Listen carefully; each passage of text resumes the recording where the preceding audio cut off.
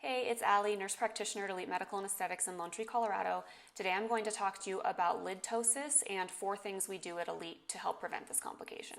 So this video is really helpful for people that are considering getting injections and just want to be informed about what could happen, as well as newer injectors that want to learn how to prevent this side effect. So first of all, what is lid ptosis? In layman's terms, this is basically a droopy eyelid. So when you see scary pictures on Instagram of somebody with their eye kind of saggy like this, that would be a complication that can happen from botulinum toxin injections. So Botox, Xeomin, Dysport, Jeuveau, Daxi is the newest one on the market. Those are all just brand names for botulinum toxin injections. Now, with that being said, it's an incredibly rare side effect, and it usually happens from people that are not medically trained. That brings me to the first thing, is that every injector at Elite Medical and Aesthetics has a medical background. So we're all registered nurses or nurse practitioners.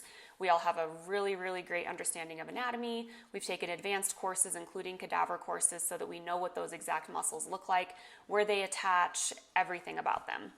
So that helps us be safe for injectors. So number 2 would be, outside of knowing anatomy, is your dose and your dilution. So the more you dilute something, as you can imagine, the waterier it is, the more likely it's going to spread.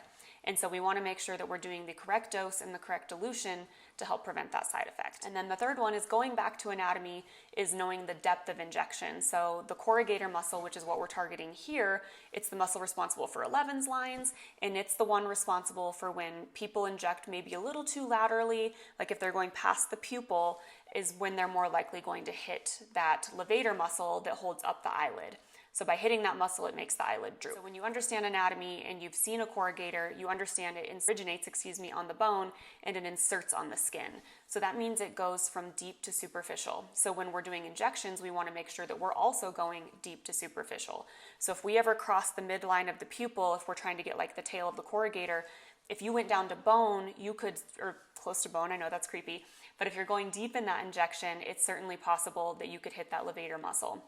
But if you're just doing like a teeny little drop of a small dose on the tail of the corrugator just in the skin, your chances of hitting that are much less likely. So your deep injections are more medial, meaning closer to the nose, and you're much less likely to hit that muscle. And then the last thing that we do is we actually put our thumb underneath the muscle. So we move our target muscle, the corrugator, away from that levator. So again, our corrugator, the target muscle, starts here, ends here. The levator muscle starts under the bone, ends at the eyelid. So by separating out our target muscle, it helps us be less likely to accidentally hit the muscle that would cause a lid ptosis.